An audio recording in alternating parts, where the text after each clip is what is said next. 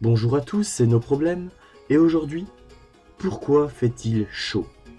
Mettez votre gilet pare-balles, car nous entrons dans une ruelle chaude. Que manger et que boire en cas de canicule? En ce jour de marché à Moguio, près de Montpellier, la plupart des habitants ont le bon réflexe. On boit de l'eau. Beaucoup d'eau. On essaye de boire. Boire, oui, mais pas n'importe quoi. Maintenant, je vais prendre une bière. Puisqu'on est au marché, on va boire un petit pastis parce que ça donne envie. L'alcool est justement à prohiber car il déshydrate. Les sodas très sucrés donnent eux une impression de fraîcheur mais n'hydratent pas suffisamment. Les conseils des spécialistes, boire une eau minéralisée, manger des fruits et légumes car ils contiennent de l'eau et enfin manger salé pour compenser la perte de sel due à la sudation. Quand vous suez, vous perdez vos éléments minéraux et vous perdez du sel. Il faut le compenser. Et donc, une eau minéralisée ou rajouter un peu de sel dans les aliments est tout à fait nécessaire. Il ne faut pas le faire en excès, bien entendu, mais c'est quelque chose d'important. Faire attention à son alimentation, mais aussi à celle des autres. Les nourrissons et les personnes âgées doivent particulièrement être surveillés. Le froid polaire à Boston, à l'hiver 2014, les tempêtes sur la côte atlantique, les inondations en Angleterre, que même les princes William et Harry ont chaussé leurs bottes. Et ces derniers jours, après la pluie, de fortes chaleurs touchent la France. La météo semble devenir folle. Ces événements ont-ils un lien avec le réchauffement climatique?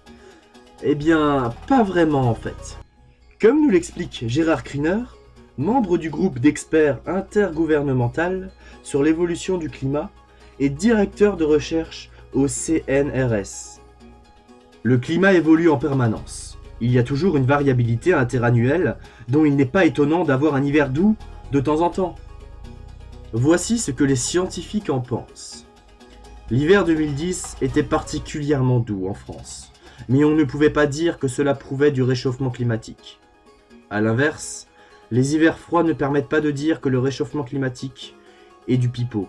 C'est là la différence entre météo et climat. Il faut s'attendre à une hausse de température entre 0,3 et 4,8 degrés d'ici 2100. Pour les experts, il est désormais extrêmement probable que les actions de l'homme soient la principale cause du réchauffement climatique.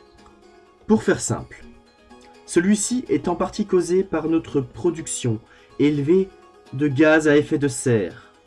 Ces derniers forment une barrière à la surface de la Terre qui contient la chaleur. Voilà, j'espère que cette vidéo vous aura plu. N'oubliez pas, en cas de canicule, il est important de ne pas boire d'alcool et de boissons sucrées. Mais buvez de l'eau, fraîche de préférence. N'hésitez pas à me rejoindre sur mes réseaux sociaux qui se trouveront dans la barre d'infos.